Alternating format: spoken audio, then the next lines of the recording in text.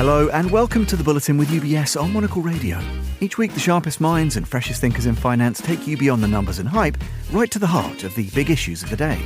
This week we have a very special edition for you as we're meeting another of the inspirational thought leaders and innovators that UBS supports and celebrates through its Global Visionaries programme. This time, it's the turn of Dr. Daniela Marino, CEO and co-founder of skin-graft innovators Cutiss. The current standard of care for severe burns is skin autografting, a rather dated technique with suboptimal patient outcomes. With its revolutionary processes, Cutiss addresses the unmet needs of those patients with such injuries by bioengineering patients' human skin tissue. Cutiss's main product is the revolutionary de novo skin. Originally from southern Italy, Dr. Marino is also a mother of two, in addition to her day job growing the company. Daniela holds a master's in biotech and a PhD in sciences from ETH in Zürich. Daniela called in at Monocle's own HQ in the city to explain more about her work and objectives, and to reflect on her success as the winner of the most recent UBS Pitch for Purpose event, where a group of global visionaries pitch their vision for positive social and environmental impact to an audience made up of UBS clients interested in impact topics, investors, and startup ecosystem builders. Dr. Marino and Cutiss were picked as the winner of a one-to-one coaching programme and a prestigious speaking opportunity at next year's UBS Social Impact Forum. Joining Daniela in the Monocle Radio studio, and as ever, a very welcome returning guest on this programme, was Tom Hall, Global Head of Social Impact at UBS and the CEO of the UBS Optimus Foundation Network. Monocle's Chris Chermak welcomed both Dr. Marino and Tom to the Zurich branch of Monocle, and he began by asking Daniela to introduce herself and explain the start of her story. I am the CEO and the co-founder of a Swiss-based company called Cutiss. I am a biotechnologist by background, did my studies in Milano. I come from South Italy, and then came to Switzerland for my PhD at the ETH. And my idea was to go to the US and take my academic career to a start. But instead, I decided to stay a little bit longer in Zurich. So I took my position at the University of Zurich as a researcher. And this was the best thing I could have done because step by step, I was working in the bench and at the project management side to find money to actually do a first-in-human test of the product we were developing, which was a bioengineered skin for children with burns. After the first child, the second, the third, the fourth, I just had the vision. I mean, I thought this product really, really can change life of people. And I will do anything I can to bring it to market. And that's why 7.5 years ago, I spun out the company from University of Zurich and co-founded Cutiss, which is now, I would say, hopefully on the right track to complete the vision I had a few years ago. And Daniela, tell me a little more about your inspiration. What got you started in this field and made you feel like this was something you not only wanted to tackle, but would be able to tackle? Yeah, that's an excellent question. And it's really at the core of who I am. I mean, I decided to be a scientist when I was 7 years old. I have records of me telling my dad I want to play with cells. And, when you do these kind of things and you are so sure about what you want to do, is because you really have some sort of mission. I mean, I thought I want to create, invent, find solutions for people in need. And very often, though, when you are there, then you do a research project or you are a PhD or a researcher at university, you realize that what you do is good, but it's so far away from having a real impact, on patients. And when I got into skin engineering, I had the amazing chance of talking to patients, to surgeons, to families, to nurses. And what we were doing had such a quick impact on people's lives that I thought this is exactly where I want to be. I want to have strong impact and I want to do the maximum I can to grow this impact globally. And I just thought that tissue engineering is one of the most fascinating new fields. And I think I was pretty right. I mean, I don't want to say I had a crystal ball, but if you check the latest reports, tissue engineering is the fastest growing sector in the biologics sector. So I think I had a nice vision back then, and I'm happy I took this route. And Daniela, was there a moment for you, I suppose, where you realized that your approach to this, to skin engineering and tissue engineering, was something special, was something unique, that you could contribute here in a way that others couldn't? That's the reason why I'm so full of energy for the last 8 years, if not more, because skin surgery has been always treated as kind of an easy one. You need skin, you patch skin, and you go home and your wounds are closed. And the circle was always closed at the word wound closure. You close the wounds, so you're out of risk of sepsis, go home and enjoy your life. The problem is that there is much more to that. Closing wounds is something which, thanks God, we can now do relatively okay, especially in burns and reconstructions. But the problem is the quality of the wounds going forward. So the quality of the skin that closes the wounds is absolutely suboptimal. The scars that these patients need to live with are highly debilitating, disfiguring, stigmatizing, painful. And there is, despite the fact that there is almost no mortality anymore, 10% of mortality in severe burns today, it's nothing compared to 20 or 30 years ago. But the patients are surviving with scars which are really impairing their daily activities, their daily life. 4 out of 5 patients in the US with a severe burn never go back to workforce. And they have to maintain costs of lasering, creaming, bandaging. Their life is really in poor quality. And what we can do with our technology is to close wounds, like many other things also can do. But we go beyond wound closure into scar quality. We provide the patients with a skin which is elastic, smooth, pliable, they can grow, and will give them much less trouble than what they have to go through with the standard of care. So this is really a shift in the paradigm. It's not just about enough to rescue lives. It's important and ethical to actually provide patients that survive with a decent and a good quality of life. Because a patient getting burned at the age of 4 days, like the one we treated a couple of years ago in Napoli, could live 100 years as of today. And we cannot have somebody getting burned at a young age and having a terrible life for 100 years. This is not what we should do in 2025. Definitely not thinking that we can already try to play and go to Mars. You should rather think about improving healthcare where we live. So that's my biggest motivation. Really providing something patients will be happy to have on and not just closing their wounds. Tell me as well about some of the challenges you faced in creating that. The way you talk there, it almost sounds like one of the challenges might have simply been convincing people of the necessity of this somewhat paradoxically. But tell me about the challenges in creating what you've created and how you overcame them. Yes, one of the first challenges was really gaining trust from the investor community because, I was a biotechnologist, I was having a child, I was pregnant of my second, I'm a woman, I've never done a company in my life. This project is going to last decades and it's going to need a lot of money and nobody's done it before. The regulatory is very challenging. Finding patients will be challenging. So I had like a huge wall in front of me. But I come from Sicily and, Sicilian women are very known to to go against the stream. So the more no's I heard, the more I got excited about trying it out. Look, the challenging of finding money is constantly there. The challenging of being very pioneering in terms of regulatory is there because we have to kind of even educate the authorities on how these things can be done. And as you correctly said, we had to educate people on the need for this product because I got the feedback like, people don't die of a skin surgery. So what's the problem? And it took me years, but I have to say, I'm very proud. I think the message now comes across relatively nicely, also because I have lots of visuals. So I think one of the reasons why eventually I got lots of votes yesterday is because you can see the difference. You can't tell me anymore that my product is not worth pursuing because the difference is impressive and patients are craving for something that could improve their life. So the challenges are multiple, building a company, finding the right talents, creating a facility. We built a GMP facility out of nothing, finding the money for that, qualifying the team, training the team. Now we need to do a phase 3 trial over 21 centers. We have lots of things to run. It's really complex, but honestly, that's why it makes it so unique, because if it can be done in a year with 100K, people would have done it already. So I'm up for the challenge, but you have multiple big blocks to overcome, and we just go step by step.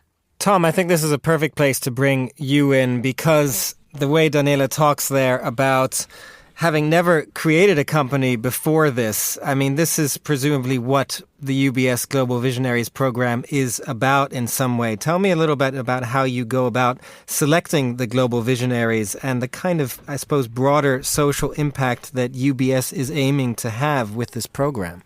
Yeah, so obviously it is all about impact, and that is the kind of lens through which we're looking at it. So it's not kind of any entrepreneur or any business, it's a scalable impact business, which is doubly difficult. But, ultimately what we're trying to do is we collaborate across, our team collaborate across our chief investment office, our investment bank, our private investor circle, and try and find impact unicorns, these ideas that could have, meaningful impact either on billions of people or in the billions in terms of revenues, and also just be part of a world that we want to build, right? Like, I think when you look at something like what Daniela's doing, it's the kind of technology that you go, well, yeah, of course, if that happened to my child or to me, I would want access to that, right? And that seems reasonable. And how do we create the system to select those kind of social enterprises or businesses?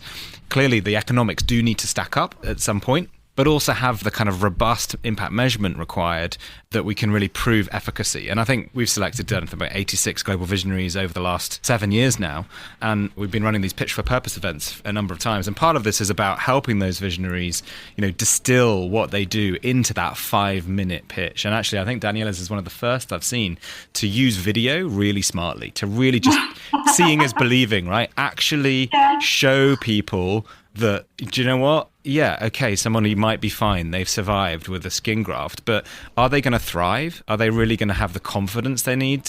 Will there be unconscious bias against people? And I think the honest answer is we have to admit yes, right? Like, that is how the world kind of works. Yet what Daniela's produced is potentially transformative, not just on somebody's health, but on their, long-term confidence, mental health, and economic potential. So I think people won't articulate that, but they can see it. And I think that was what was so powerful about that tool. Yeah, that is a problem, right? Because the reality is, and I'm sure, Daniela, you've been kind of pushing at this, and you alluded to that, the way that our health system's structured is it's often kind of cheapest first rather than best, longest term outcome. So how can your business, for example, benefit from the fact that you're not just dealing with a health issue, you're also potentially creating, as I said, mental health and employment benefits for your patients and the people who benefit from that treatment? And is there a way to build in some of these additional kind of impact revenues to a company like this? Now, that's not what Daniela's business model is currently predicated on, but those are some of the ideas that I think we start to think about when we think about businesses in this wider impact economy and the potential upside for having businesses like this. But the other side of it as well for us is that we know philanthropy is currently about $2 trillion today. Forbes estimated that it will be at 10 trillion by the end of the 2030s, which is a huge amount of capital. But, philanthropy on its own can't solve the big social and environmental problems the world's facing. It can't provide surgical access to everybody in the world, or education. If you wanted to provide a university level education to every child in the world that would need one, we'd need 60 trillion, right? So philanthropy has to be really smart in how it's used. And it can actually be a form of super patient capital. And I think ideas like Daniela's need patient capital, and it needs people who really care, who say, do you know what, I want to live in a world where this kind of technology exists so that people who suffer these kinds of injuries can be restored to an extent to allow them to thrive in their life. And if you can marry up people with the resources, with ideas that they resonate with, then that's possible. And sometimes that doesn't look like the standard investment process, right? People have to think a bit differently about it. They have to take perhaps outsized risks than they would do in a normal kind of health venture capital play. And again, I think that's part of the power of our platform. We've got 1 million high net worth individuals out there, many of whom have dedicated capital into foundations or into impact investing, for whom this might be the right thing, right? This might be the thing that they really go, gosh, I want to make different risk-adjusted return decisions on this. Now, it doesn't need to be a gift, right? Because it's a potential business, but it does need to be more patient. It needs to be supportive capital to allow this business to get to the point where it's able to scale and flourish. And I think that's what really excites us, is that we can play this role to try and hopefully match make people, with not just the capital, but also the skill sets, the networks, maybe the contacts with the relevant insurance industries or governments to help them think differently about how they judge, QALYs and DALYs and whether this is something that should be invested in for various different reasons. So we can help actually build the investment case in terms of people investing in this therapy once it goes through the clinical trial. I think for us, that's kind of the power of something like this. And actually, I think why this one, not only was the pitch fantastic, but I think people could see, 3 more years of investment and capital, let's get the clinical trial. This will be a profitable business too. Like, this can really meet a need and has the potential, if we can bring the costs down, to address some real big issues in emerging markets. We know that the incidences of burns, particularly in countries that are still using kind of cook stoves and hot oil, is really, really high incidence. And I think you alluded to that, Daniela. So the potential to have an impact on into the millions and millions of people is there. Obviously, that's going to require some other things to happen too, but the technology is the start. Daniela, I feel kind of sorry at this point that we're in radio and I can't see your video pitch that you made yesterday because you clearly turned a lot of heads with that. But I used a few videos. It's to give people tangible ideas of what I'm talking about because I can't bring dummies or prototypes of any kind, right? So at least I can show you the pictures and the videos, yeah.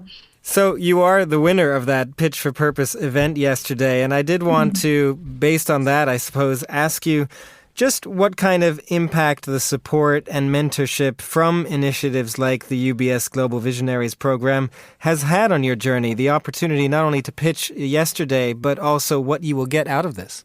I always say that, in business like mine, but in every business, especially those which really have an impact, a line to follow, awareness is absolutely important. The network is absolutely important. We can't run business like it's complex like mine or others in a garage with a couple of laptops. We need different expertise. We need different stakeholders involved. We need different brains to be involved in creating certain models, certain conceptual structures for the regulatory and what have you. So being part of such programs with global visibility, yesterday we had people connected from all over the world. These are opportunities which are unique. I don't know which other platform I could have got that reach out globally ever. So creating awareness, generating network, generating connections, and inspiring people. This is a place which is getting really dark these days. Look at the geopolitical situation. Everybody's concerned. And I think it needs to come out to everybody that there is people fighting and working to make this place a better place. So what the GV program does is really connecting people and giving you visibility and giving you opportunities you eventually may have missed out by staying in your little office every day without that kind of visibility. So they also do a lot of outreach when we have news. So it's kind of an antenna, amplifying the signal. And that's vital. It's absolutely necessary. And I love that. That's the way I started. I won a lot of competitions. I've been on every stage. And people have been telling me, why do you like this competition so much? Well, I want to test my message. My message has to be resonating. If at the end of the competition, everybody tells me, yeah, well, we didn't get it. Yeah, well, we don't see the point. This will be a message to me. I also need to continue spreading the news and to also make sure that what I'm doing is good on track. So we will need many more programs like those. There is eventually room for improvement also in the GV program, in any other program I've seen. We need more connections, more stakeholders, but it's also difficult to go through the doors of those people. Very often, many stakeholders are not willing to connect, right? So we just have to keep pushing. So the more events, the more stages, the better. Tom, when you listened to that and you heard in some of the previous answers as well, Daniela talking about some of the challenges that she's faced entering this, tell me a little bit more about how the GV program is helping entrepreneurs like Daniela overcome some of the barriers that she faces to entry into this and also, for that matter, to scalability, profitability. Yeah, I think ultimately GV isn't just about capital. That's obviously part of it. It's trying to connect the ideas to the people who want to drive those ideas to scale and have impact in the world. But it's also about the mentoring, the support, the connections, the networks. And we've had almost 3,000 clients engaged in our GV events. And these are people who have built businesses, who have access to lots of different networks and people who can maybe help and add value. Over and above that, we've had almost 7,000 employees engaged in our GV program over the years, actively supporting, coaching, advising, maybe bringing skills that these GVs couldn't necessarily afford to hire in themselves that can then add value to their business model, maybe kind of help them leapfrog and expand and scale faster or iterate their business model to make it more diverse and more investable. And then, of course, working on the pitches, which we do think are critical because I think ultimately no entrepreneur is going to get to scale without having to pitch to various different audiences throughout their kind of life cycle. So that's the skill set that we think, we particularly lean in on and help emphasize, which is why we do the Pitch for Purpose event, which I hope Daniela felt was useful and has given her confidence as she thinks about going into the next stage. And I think one of the key prizes as well for the winner is that they get to pitch in front of an audience of 220 plus social impact and philanthropy minded clients in February at our, one of our flagship events. So hopefully that will have another opportunity for Daniela to, again, get connected to people who can really help move that business on to the next level. Daniela, to that point, what you're going to be doing in February, I mean, tell me a little more then about your goals from now to then and beyond. What are you hoping to do now? How are you hoping to scale up this venture to something that, really matches what your potential is and what you want to do? Yes, I mean, the next challenge is starting and completing the last clinical trial so that we are on the right regulatory track to get certified products on the market in the Western world, which will then open a lot of different rest of the world geographies. And it's important to continue working on the scale-up approach because, again, having a product approved only in an area of the world can afford it, it's not a global impact. So we have to have those machines ready so that we can produce in different locations and approach different regions of the world. And on top of that, we need to start building our commercial plans. So we are, let's say, in a transition phase. We need to finish clinical development, get ready for launch, and make sure to be ready to scale up. And altogether, that's a super challenging, expensive experiment, but extremely fun. And hopefully we will succeed. That's why I finished my pitch yesterday by saying, wish me good luck. That's what I need together with cash. Well, we absolutely wish you good luck. And Tom, to that point, I suppose, about how to go about scaling this up once the regulatory side is clear on something like this, I suppose that's a good point to ask you about just the importance and the future of social entrepreneurship. How do you ensure that people like Daniela really have the support they need to succeed, both in getting through the regulatory side that she was talking about there and then getting access to the various markets that she wants to get access to really move forward? Yeah, I mean, I think it's all of the things that I said earlier in terms of kind of connecting to the right people. Like, I think when we do these kinds of programs, it is important to recognize that there's a cost to entrepreneurs like Daniela in engaging with a program like this. It takes time. And we understand that that's one thing she probably doesn't have. So we really are careful to make sure that we want to connect her with the right people who can genuinely add value, whether that's our clients and maybe potential investors, but also the kind of the skills side of things so that she's genuinely benefiting from all of what we can bring. And I think for us, that's something that we assess with all of our GVs. And we're happy to say that we've had a 100% satisfaction rate from the GVs that we've been working with.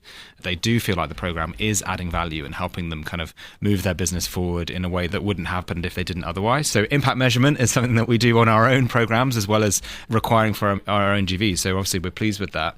And I think we continue to think we have a role to play and want to continue to find more amazing examples like Daniela's that we can matchmake with our clients and our wider network to help drive scaled impact.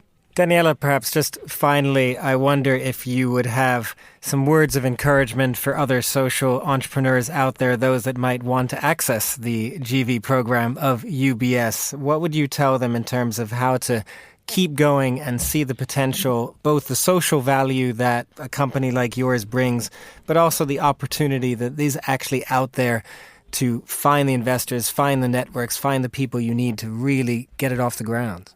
Yes, I mean, I think one of the biggest messages I would like to give is that do not compromise between returns and impact. It doesn't have to be that a good business is only the ones with either big returns or big impact, but it's almost like an NGO-like. I mean, you have to combine the two things. You need to have an impactful story, push for it, and create ways to make it with a high return on investment for everybody. We know that we have to make money. We know that we have to return the investment to our investors. We owe it to them, but we can't compromise on impact because the stakeholders don't understand or don't even want to consider the fact that something with global impact can also be extremely rewarding for investors.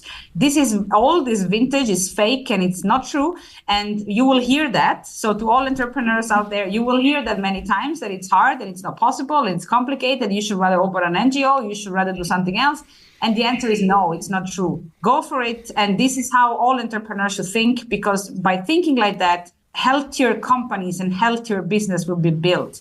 And that's what we need. That's really what we all are craving for. Healthier business, sustainable businesses that can make money, make everybody happy, but also make a difference in the society and not just showing numbers on a stage at whatever financial event once a year.